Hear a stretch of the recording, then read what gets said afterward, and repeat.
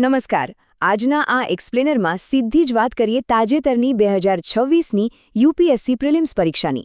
આ પરીક્ષાએ સાચા અર્થમાં આખા ઉમેદવાર જગતમાં એક મોટો ભૂકંપ લાવી દીધો છે. જે લોકો વર્ષોથી તૈયારી કરતા હતા ને તેમના ચહેરા પર પરીક્ષાખંડની બહાર આવતી વખતે એક અલગ જ પ્રકારનો આંચકો અને નિરાશા સ્પષ્ટ દેખાતા હતા.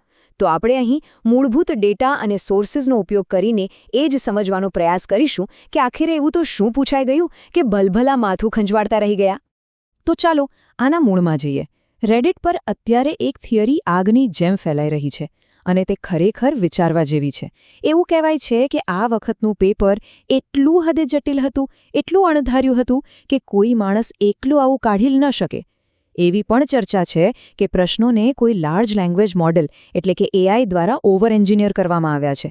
કેમ? કારણ કે તેમાં સ્પષ્ટ એઆઈ ફિંગરપ્રિન્ટ્સ દેખાયા છે. આ જ બતાવે છે કે પરીક્ષાનું લેવલ હવે ક્યાં પહોંચી ગયું છે, એકદમ નેક્સ્ટ લેવલ પર. આજના આપણા એક્સપ્લેનરનો રોડમેપ એકદમ ક્લિયર છે. પહેલા 2026ની પ્રિલિમ્સના અણધાર્યા સ્વરૂપની વાત કરીશું. પછી અર્થવ્યવસ્થામાં ફિનટેક તરફનો ઝુકાવ અને પર્યાવરણમાં જે મોટા વિશ્લેષણાત્મક ફેરફારો આવ્યા છે તે જોઈશું. ત્યાર પછી સીએસએટી અને કટઓફ પર તેની અસર અને છેલ્લે ભવિષ્ય માટેની એક નક્કર તૈયારીની રણનીતિ. તો શરૂઆત કરીએ પહેલા વિભાગથી, ધી અનપ્રેડિક્ટેબલ 2026 પ્રિલિમ્સ. અહીં સૌથી મહત્વનો મુદ્દો એ છે કે ઉમેદવારોની નિરાશા એકદમ સાચી છે. આ પેપર તાજેતરના ઇતિહાસનું સૌથી અલગ જ પેપર હતું. જરા વિચારો, આ વર્ષે જનરલ સ્ટડીઝ પેપર 1ની બુકલેટ પૂરા 56 પાનાની હતી. જી હા, 56. ગયા વર્ષે આ આંકડો 48 હતો. આ કોઈ નાનો ઉછાળો નથી. આનો સીધો અર્થ એ છે કે વાંચવાનું વધ્યું અને 2 કલાકના ટાઈમરમાં મગજ પર પડતો માનસિક બોજો ડબલ થઈ ગયો. અને પ્રશ્નોના વજનની વાત કરીએ તો આખું ચિત્ર જ બદલાઈ ગયું છે. કમિશને જાણે પોલિટી જેવા ટ્રેડિશનલ સ્કોરિંગ વિષયો અને અલગથી પૂછાતા કરંટ અફેર્સ પર કાતર ફેરવી દીધી છે. તેના બદલે ઇતિહાસમાંથી 20 પ્રશ્નો, અર્થવ્યવસ્થામાંથી 19 અને વિજ્ઞાન ટેકનોલોજીમાંથી 18 પ્રશ્નો પૂછી નાખ્યા. આખી જૂની પેટર્નનો કચ્ચરઘાણ નીકળી ગયો. હવે આવીએ બીજા વિભાગ પર, ઇકોનોમી એટલે કે અર્થવ્યવસ્થામાં આવેલો ફિનટેક પિવટ. અર્થવ્યવસ્થાના પ્રશ્નો જોઈએ તો એવું લાગે કે જાણે પાઠ્યપુસ્તકો જ બદલાઈ ગયા છે. પહેલાં કેવું હતું? ફુગાવો, જીડીપી કે મોનિટરી પોલિસીના બેઝિક પ્રશ્નો આવતા. પણ હવે વાસ્તવિકતા સાવ અલગ છે. આ વખતે ડિજિટલ ફાઇનાન્સ અને ફિનટેકને લગતા એવા જટિલ પ્રશ્નો આવ્યા કે માત્ર મૂળભૂત વ્યાખ્યાઓ ગોખવાથી કામ બિલકુલ ન ચાલે. જરા ટોપિક્સ પર નજર કરો. ઓએનડીસી, M1 એક્સચેન્જ, ડિજિટલ રૂપિયો અને યુપીઆઈ આર્કિટેક્ચર વચ્ચેનો તફાવત અને પેલું ટોકનાઇઝેશન. ભાઈ, આ બધું સામાન્ય રીતે MBAના સિલેબસમાં કે કોઈ ફિનટેક નિષ્ણાત પાસે સાંભળવા મળે.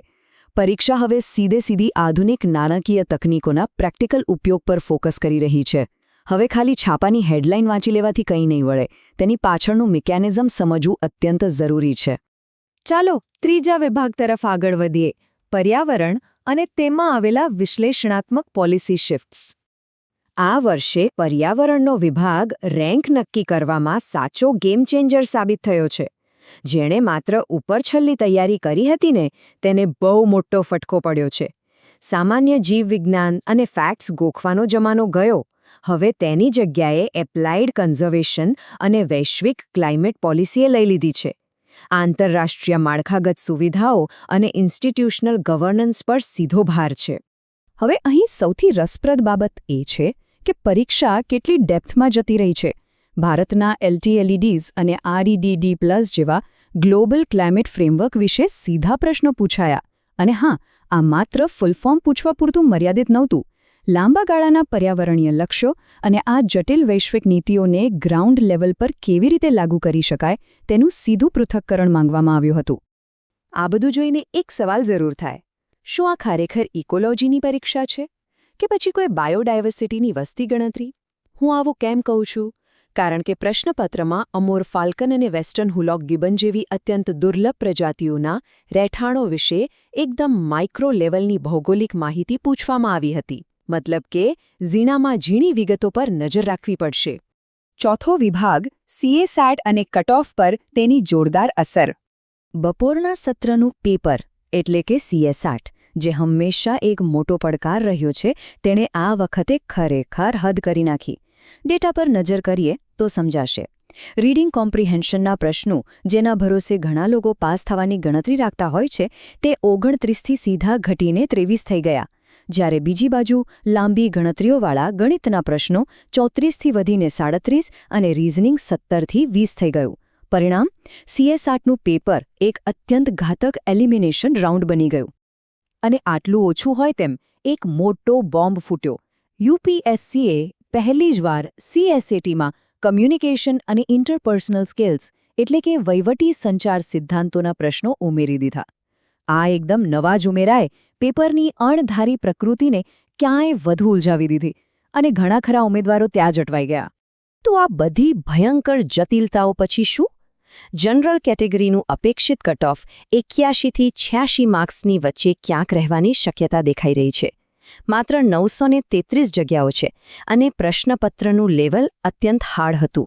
આ આંકડો સ્પષ્ટ રીતે કહી રહ્યો છે કે સ્પર્ધા હવે કયા લેવલ પર પહોંચી ગઈ છે. અને હવે છેલ્લો અને સૌથી અગત્યનો 5મો વિભાગ, ભવિષ્ય માટેની તૈયારીની વ્યૂહરચના. અને આ જ બાબત સ્પષ્ટપણે દર્શાવે છે કે હવે ભવિષ્યમાં કયો રસ્તો પકડવો.